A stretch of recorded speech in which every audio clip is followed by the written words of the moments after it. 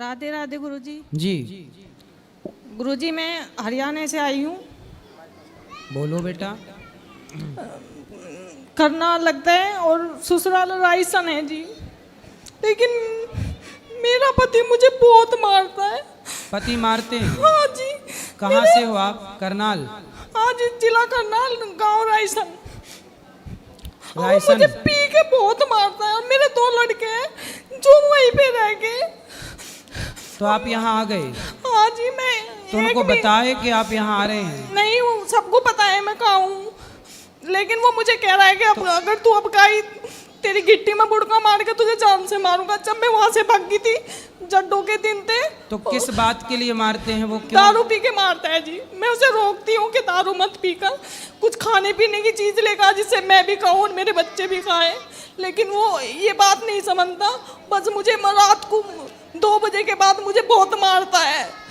और पिटबुल का कुत्ता बांध रखा था, वो खोल देता था जिससे कोई मोहल्ले पड़ोस का मुझे छुटवाने भी ना आए। पिटबुल का कुत्ता था जी, 8,000 का लिया था उसने। गंजा बेचा, उसमें भी मैंने उसका सपोर्ट करा क्योंकि मेरा धर्म था अपने पति की रक्षा करना। लेकिन उसने मुझे बहुत मारा जी। मैं जड्डों में भाग आई थी, मेरे सिर में कैंची मार रखी थी, खुन्ना खाई। और एक बामनी ने मुझे अपनी टूटी हुई चप्पल दी और मेरे पे ना कपड़े थे ना कुछ था। मैं बड़ी मुश्किल से अपने घरों आई भाग के रात तो को। उनके जो आपके सास ससुर हैं वो नहीं डांटते, उसे रोकते? उसने अपनी माँ को भी मारा, बाप तो मर गया उसका। वे 2 भाई हैं, एक बहन है उसके। तो उसके भाई लोग समझाते नहीं है? नहीं, वो सबको मारता है। उसने अपना भाई भौजी काट रखे थे। वो वहाँ पे पृथ्वीराज चौहान की मूर्ति के नीचे किराए पे रह रहा है। बहुत बुरा है जी, बहुत मारता है मुझे। मेरे दोनों लड़के वहीं रह गए। तो बच्चों को भी मारता है? मेरा के तो मारता था, पीछे पता नहीं। बहुत बुरा है, तो इतना आपके मारता बच्चे है। कितने बड़े हैं? एक 8 साल का होगा, एक 6 साल का। उसका नाम हनी और सहजप्रीत है। तो आप छोटे छोटे बच्चों को छोड़ के आ गए हैं? अब गुरुजी मैं क्या करती, जब मेरे सिर में कैंची बाढ़ रखकर पीछे से वो पत्थर टैल का काम करता है और ग्राइंडर मशीन लियो फिर रहा था, कह रहा है कि तेरे टुकड़े करूंगा। और कच्ची लैटरिन थी, कह रहा है इसमें दाब दूंगा, कह दूंगा किसी की गैल भाग गई। अब बताओ मैं क्या करती रात को। तो आपके माँ बाप को बताया आपने? मेरे पापा थे सपोर्ट में, लेकिन वे भी रक्षाबंधन वाले दिन मर गए। मम्मी सपोर्ट नहीं करती, भाई भी सुनते नहीं मेरी। भाई सपोर्ट नहीं करते? नहीं जी, 1 साल होगा उनके पास आए हुए मुझे हरियाणा तो बताओ से भी। मैं आपकी क्या सेवा करूं? गुरुजी बस वीडियो के माध्यम से यही कह रही कि जो मेरी वो वीडियो देख के ऐसा उसे करना नहीं चाहिए। पहले तो उन्होंने झोली पिला के मांगा था मुझे, कह रहे 50 गज का प्लाट देंगे, ये देंगे। वहां जाके जो उन्होंने मुझे एक गुंटी और पंजेब चढ़ाई थी 12 तोले की, वो भी खोस ली। अब बताओ, ऐसे किसी गरीब की लड़की को झोली पिला के मांगे और फिर उसे बहुत मारे हैं। तो मतलब आपका विवाह जब हुआ तो पहले आपको मांगा उन्होंने? हाँ जी, घरों आए थे।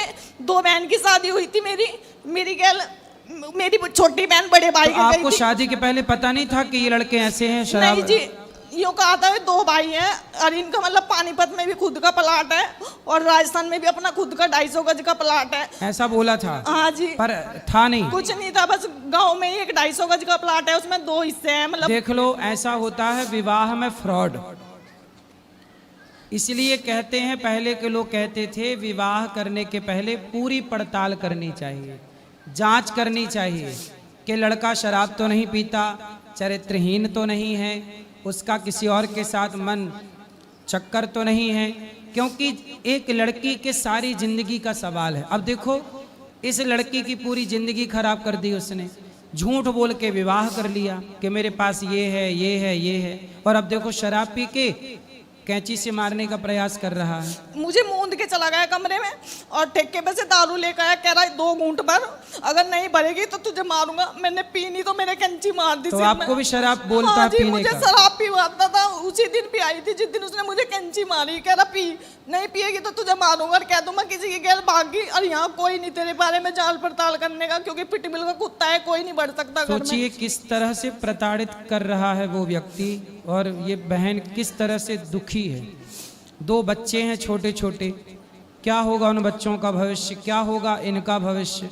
अब इनका साथ ना इनकी माँ देने को तैयार, ना भाई देने को तैयार, ना समाज, कोई क्या करे भाई। पति ही साथ देगा एक काम करो, उसको ला सकते हैं या हम समझाएंगे उसको? बिल्कुल नहीं आने का जी, वो अपनी अपनी चलावे, हरियाणा वाले किसी की नहीं सुनते, अपनी अपनी चलावे। आपकी कथा सुन के, जैसे आपकी कथा चलती थी टीवी में, आप जैसे एक दो बार कह देते थे कि भाई आधी लड़कियों का घर माँ की वजह से बिगड़ा है, वो इतनी बात सुन के मुझे ही मारता था, कहता तेरी माँ भी ऐसा करती है, जिसमें मेरी माँ ने कभी भी मुझे कोई गलत शिक्षा नहीं दी, ना मेरी माँ कभी फोन करे थी। जब भी मैं अपनी माँ से बात करती थी, लैटरिन में लुक के बात करती थी, क्योंकि वो मुझे मेरी माँ से बात ही नहीं करने देता था। कभी भी मेरा पापा मेरा सिंधारा लेके गया तो चोरी था, चोरी तो मैं कथा में ये भी तो बोलता हूँ कि पत्नी का सम्मान करना चाहिए, तो वो वाली बात नहीं सुनता। ये बात नहीं सुनता था, बस जो चुगली की बात हो रही थी वो सुन के मुझे ही मारा था बस जी। तो बस भगवान से यही प्रार्थना है कि आप अच्छे से रहें। बस गुरुजी मुझे मेरे बच्चे चाहिए दो, तो वो तो मिल जाएंगे। वो देने का नहीं, उनके बिना मैं मच्छी की तरह तड़प रही। नहीं तो वो क्यों नहीं दे, वो क्यों नहीं दे रहा है? कह रहा कि तू अपने घर से लेकर आई थी, वो मुझे मेरे बच्चे दे दे। तो उसको बोलना तू अपने बाप के घर से ले आया था। मेरे बिना बता बच्चे हो जाते वहाँ, मेरे बच्चे दुआ दो मुझे, बस मुझे मेरे लड़के चाहिए दोनों। उसको आपने बोला नहीं कि भाई तू भी तो लाया नहीं था ना, मैं लाई थी? कह रहा कहीं नहीं मैं देने का, मेरे हैं ये, पर मुझे मेरे दोनों बच्चे चाहिए। तो आप ना उसको समझाओ, नहीं समझे तो फिर पुलिस की सहायता लो। वहाँ की पुलिस भी बेकार है जी।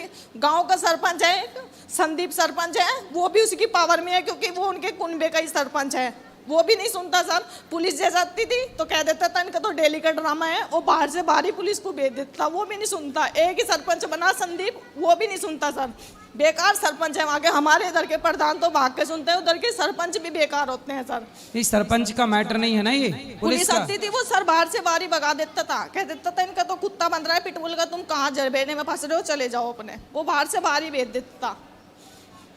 तो पुलिस में भी आप थाने के ऊपर भी तो शिकायत कर सकते हैं, एसडीएम को करिए। करनाल जो बड़ा डीएसपी वो लगती है, उसमें भी गई मैं, वहाँ भी मेरी कोई सुनाई नहीं हुई जी। कह रहे घर का मैटर है, अपना बैठ के सुलझा लो।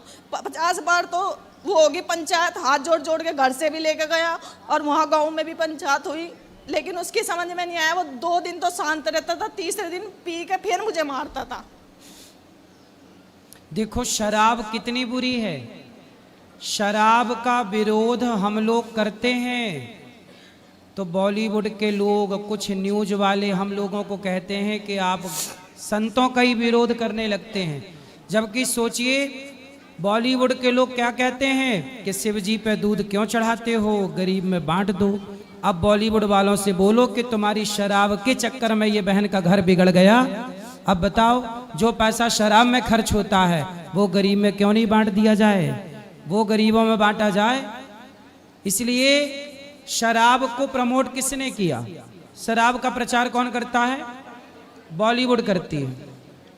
तो अब बताइए बहन का घर बिगड़ा है तो जिम्मेदार कौन है? वो लोग जिम्मेदार हैं जो शराब को प्रमोट करते हैं। लोग क्या गीत गाते हैं, मुझे पीने का शौक नहीं, पीता हूं गम भुलाने को। अब आए वो लोग आगे और ये बहन का गम दूर करें। कैसे होता है ये गम दूर? तो शराब पीना कितना नुकसानदायक। देखो ये लड़की का जीवन खराब, इसके 2 बेटे हैं, वो भी अब क्या भविष्य होगा उनका। भगवान से यही प्रार्थना है कि आपके पति को सद्बुद्धि आए और वो सही रास्ते पर आए। राधे राधे गुरु। राधे राधे।